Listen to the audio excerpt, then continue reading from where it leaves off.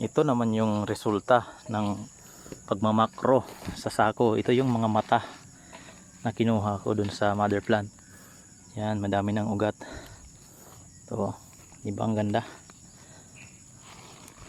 So sa ganitong klaseng pagmamakro, less yung trabaho kasi silid mo lang sa sako eh.